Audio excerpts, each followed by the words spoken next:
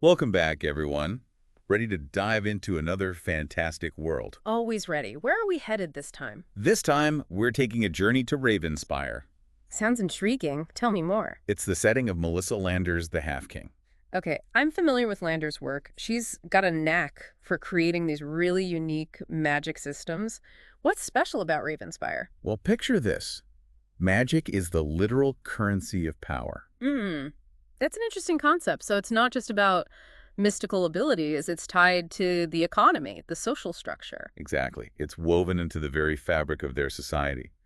And like Yeah. any currency, it's controlled. And that control creates a hierarchy, right? Who holds the power? Who gets to spend this magic? Oh, absolutely. It creates a fascinating social dynamic. You've got these noble families, each with a monopoly on a particular element. Oh, wow. So it's like inheriting the family business, but instead of a bakery, you get control over fire or water. Exactly. So you've got these families at the top wielding their elemental magic, but even they're not the ultimate authority. There's someone above them. Yep, the half-king. And this is where things get really interesting. The Half King. I'm intrigued. What's his story? He's this enigmatic figure shrouded in mystery. He's the one who seems to control all magic within the kingdom. And where do the commoners fit into all of this? Do they have access to magic? That's the thing. For commoners, magic is strictly forbidden. It's like this unspoken rule, and breaking it has dire consequences. Wow. So you've got this system where magic is both a privilege and a tool of control. Landers does a great job of exploring those themes of power and oppression. She really does. And into this world walks our protagonist, Kovit. Okay, so who is Kovit? Is he one of these powerful nobles destined for greatness? Actually, not at all. He's a mercenary, skilled with a sword, but completely oblivious to his royal lineage. So he's starting at the bottom, unaware of his true heritage. Exactly. And his backstory is pretty intense. His early memories are fragmented, just glimpses of this horrific event, the massacre of his family. Oh, wow, that's a heavy start. So he's carrying this trauma with him, but he doesn't even fully understand it. Right. And he's taken in by this mercenary leader, Maeve, who becomes his surrogate mother. She teaches him everything he knows about survival. It sounds like Maeve plays a crucial role in shaping who he becomes. Absolutely. Oh, She no. instills in him not just fighting skills, but also a deep distrust of authority. Which makes sense, considering his past and the world he lives in. So he's this tough, resourceful kid with a mysterious past. Sounds like a classic hero setup. But what about his powers? When does the magic come in? Well, that's when things get really interesting. Picture Kovit honing his combat skills, and suddenly, bam! He starts exhibiting these wild, uncontrollable bursts of elemental magic. Oh, that's got to be a shock, especially in a world where magic is so strictly regulated. What does Maeve think about all this? She recognizes the danger immediately. She knows what it means to possess magic in this kingdom. So she tries to suppress it, tell him to hide it. She does, but she also sees something in him, this raw potential that can't be ignored. She becomes his mentor, guiding him in understanding and controlling his powers. Exactly. And here's where things get even more intriguing. Remember that whole thing about the half-king controlling all magic? Yeah, it's like he's hoarding it, maintaining his power through this monopoly. Well, there's this prophecy woven into the kingdom's lore, hinting at a lost heir, someone destined to challenge the half-king's rule. Don't tell me. Kovit, the mercenary with the hidden lineage and the sudden eruption of magical abilities. You guessed it. It turns out Kovit isn't just any boy with magic.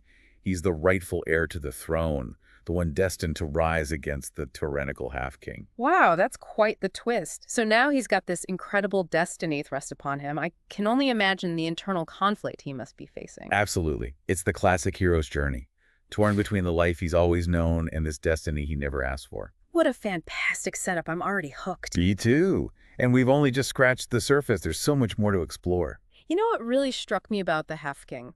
Landers doesn't just make him some cookie-cutter villain. Right. He's this complex character driven by ambition and paranoia. Yeah, you definitely get the sense that this is a guy who's been playing the game of power for a long time. Exactly. He knows how to manipulate people, how to use fear to his advantage. And he's definitely not afraid to use violence to get what he wants. I mean, just look at what happened to Kovit's family. Oh, yeah. That massacre was a chilling reminder of just how far he's willing to go to eliminate any threats to his rule. So Kovit's journey isn't just about claiming his birthright. No, it's about seeking justice for his family exposing the truth about the Half-King's tyranny. It adds a whole other layer to his motivation, doesn't it? Absolutely. It's a personal vendetta intertwined with a fight for the freedom of an entire kingdom. And speaking of journeys, let's talk about Covid's quest to the capital. That's where things start to get really intense, right? Oh, yeah. Every step of the way he's facing danger, betrayal. He's really being tested. And don't forget about his powers. Oh, right. Those are still a major wild card. He's constantly battling this internal struggle to control this immense power surging within him. It's like he's walking a tightrope. One wrong step, and he could become the very thing he's fighting against. That's a scary thought. It is, and the Half-King sees this vulnerability. He tries to manipulate Covid, tempt him with the allure of power. So it's not just a physical battle Covid's facing. No, it's a psychological one, too. A test of his values, his resolve. Exactly. Can he resist the darkness? Can he stay true to himself? And thankfully, he's not alone on this journey. He's got some pretty awesome allies by his side. Ah, yes, Lyra and Finn. Let's talk about them a bit more. They're more than just sidekicks, aren't they? Definitely, they each brought their own unique strengths and perspectives to the fight. Lyra, the rebel healer. She's a symbol of hope for those who have suffered under the Half-King's rule. And her connection with Covid, it's more than just a strategic alliance, right? There's a spark there, a bond that grows amidst all the chaos. I love how Landers portrays their relationship. It's so genuine, so heartwarming. And then you have Finn, the exiled noble, with a score to settle. He's a bit of a wild card, isn't he?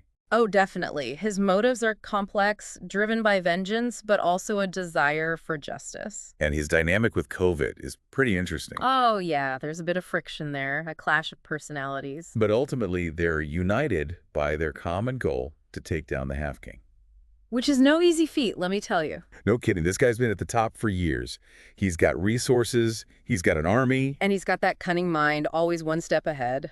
So how do Covid and his allies even stand a chance? Well, that's where their teamwork, their ingenuity comes into play. They have to outsmart him, outmaneuver him. And rely on each other's strengths to overcome the obstacles in their path. And all the while, Covid's powers are growing more and more unstable. Like a ticking time bomb. He needs to master them before they consume him. The stakes are getting higher with every step they take. It all leads to this epic confrontation with the Half-King, a showdown that will determine the fate of Ravenspire. You can practically feel the tension building. Oh yeah, the showdown we've all been waiting for. Covid versus the Half-King, the fate of Ravenspire hanging in the balance. And it all comes down to this. This is where Lander's writing really shines.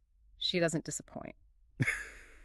So how does it all go down? The battle takes place in the heart of the capital. Talk about a dramatic setting. Oh yeah, it's this epic clash of elemental magic, a whirlwind of power that threatens to tear the city apart. I can only imagine the destruction. And the Half-King, he doesn't hold back. Unleashes his full power. Exactly. He's been honing his skills for years. He's a master manipulator, a formidable opponent. And Covid, he must be pushed to his absolute limit. Oh, he is. He's fighting for his life, for his kingdom, for everything he believes in. Still struggling to control his own magic, right? That's the inner turmoil that makes this battle so compelling. Yeah, he's constantly tempted to unleash his full power, even if it means crossing that line into darkness. And the Half-King, he sees this. He tries to exploit Covid's vulnerability. Trying to turn him into a weapon. Exactly, a reflection of himself, a tyrant consumed by power. It's a chilling thought. It's a battle for Covid's soul as much as it is for the kingdom. So how does he resist that pull toward darkness? He remembers everything he's learned, everything he's fought for. The lessons from Eve, the support of his allies. Lyra's unwavering faith, Finn's reminder of his true purpose. So it's not just about brute force. No, it's about the strength that comes from compassion, from staying true to your values. That's powerful stuff. And in the end, good does triumph. Covid defeats the Half-King. But it's not a simple victory. There's a cost. He makes a difficult choice, one that reflects his understanding of true leadership. So he doesn't become the very thing he was fighting against. No, he finds another way, a better way. What happens next? Covid ascends to the throne, but his journey's far from over. I bet there's a lot of rebuilding to do. Oh yeah, the kingdom's been through a lot. Healing, those wounds will take time. And what about Covid himself? He's faced with the challenge of ruling justly, of living up to the hopes of those who believe in him. It's a huge responsibility. But he's not alone. He's got Lyra and Finn by his side. That's the beauty of this story. It's about the power of unity, of believing in something bigger than yourself. And it leaves us with this sense of hope that even in the darkest of times, there's always a chance for a brighter future. That's a message we could all use a reminder of. It's a story that stays with you, makes you think about the kind of world you want to create. Well said. And on that note, I think it's time to wrap up our journey to Ravenspire. Until next time, keep those imaginations firing. And remember, there's always hope for a better tomorrow.